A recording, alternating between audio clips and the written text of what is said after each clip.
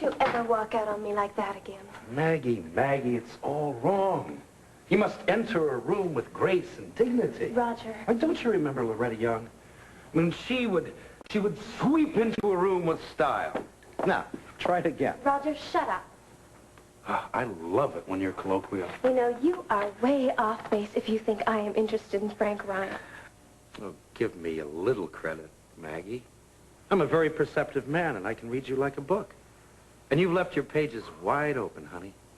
You can put on your stuffed peacock routine, but you keep your disgusting insinuations to yourself. Well, I must be getting very close to the truth. You never react this way unless you're cornered. I am not interested in Frank Ryan, period. And that's the end of this discussion. Maggie, you're talking to me. Roger Coleridge, remember?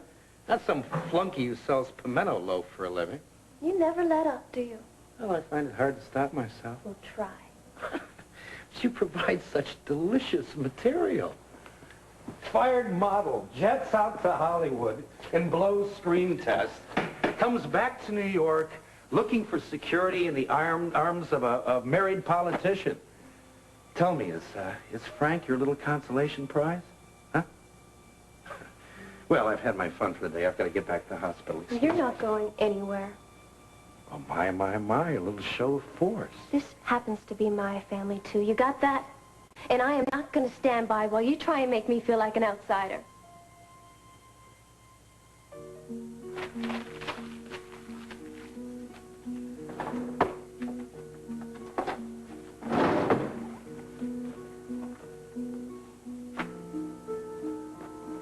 The role of Frank Ryan will be played by John Sanderford.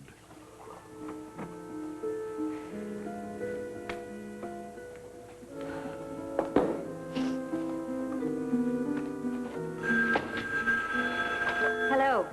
Julian Coleridge? Yes, speaking. That's Jim Davis, Tennessee. Oh, Mr. Davis. Oh, I'm glad we connected. I'm sorry about all the missed phone calls. Never apologize about being busy.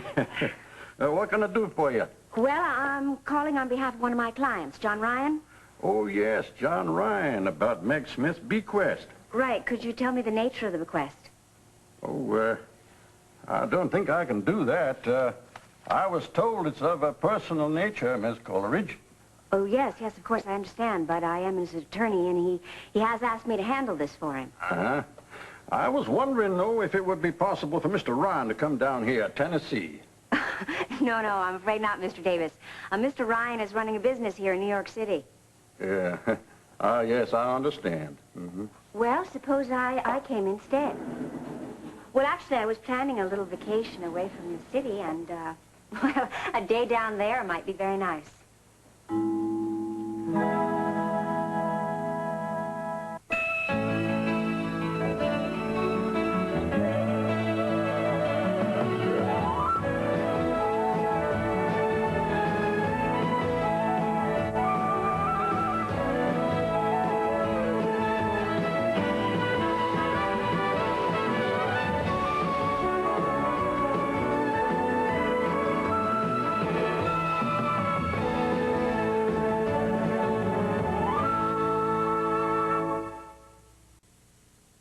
Yes, I can do that.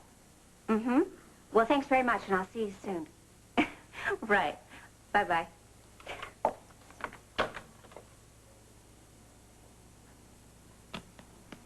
Mr. Ryan, I didn't know that you were there. So, what's all this stuff about a vacation? I'm just, well, I'm just, you know, putting some together, that's all. Do you think it'd be nice to talk to me about it first? I mean, you know, I can't go out of town with the start of this campaign. You know that? I don't remember mentioning your names in my plans. What do you mean, you going alone? Well, I'm a big girl now, Frank. Without me? Actually, this is a trip away from you. That's great. Gets a little hot here, and you got to take off, right? How about your work with Max? What about it? I mean, I just haven't made any decisions, that's all. I don't like making decisions when I'm angry. Look, honey, can't you consider my opportunity here? I mean, they don't hand out nominations like this every day, you know. Frank, don't you think that I know that? But I'm tired of you railroading me. I understand what's going on. Believe me, I do. The big question here is whether or not you understand what my integrity means to me. What the hell's integrity got to do with this? I'm talking about a political reality here. Hey, don't do this to me, all right? Don't treat me like a child. Don't condescend to me. And don't treat me like a first-year law student. You just don't understand, do you, Jill? You really don't understand. I'm a candidate for district attorney. That means the party is telling the public that I'm their guy. I'm their man. They're giving me a lot of support, and they just don't want my wife involved with a questionable character like Max. Well, just look on the bright side, Frank, huh? I mean, now you're free and clear without the encumbrance of a questionable wife. And one that does business with the wrong kind of clients. Maggie, I have rarely seen you so passionate. I don't like your insinuations. Insinuations? I didn't realize I was being vague. You know, you spend most of your time and energy undermining other people. Could that possibly be so important to you? It gives me a reason to live. You are really disgusting. Like peas in a pot, huh? And I resent the way you keep putting us in the same category. You are way out of my league, Roger. Yeah, well, that's true, Maggie. But you know, you have made great improvement as a rookie. I'm very proud of you. You really think that I would try and interfere with my own sister's life? Half-sister. Her happiness happens to be very important to me, Roger. Maggie, can't you be a little more creative than that? You know, you've always had your family around you.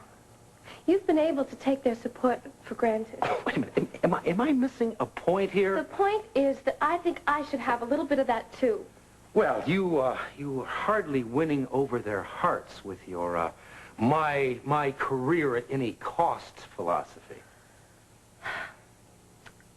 What I am trying to do is lend my support when they need it. I want Jill to accept me. And I'd like to feel a part of the Ryan family, too. Roger, please don't read anything else into it. Whatever you say, doll. I'm going to do everything I can to get Jill and Frank back together again. Hello, Mr. Ryan, please. It's Maggie Shelby calling. Oh, I see. Well, do you know where I can find him? Thank you. Thanks very much. Bye-bye. What a shame. All warmed up for a performance and no audience. I'm going to Jill's office. Excuse me. No, Maggie, you really are committed to playing this thing through, aren't you? Right now, all I have left is my family. I'm not going to lose them, too. You know something, Maggie? If you had been this convincing in that screen test, I'll bet you would have gotten that part.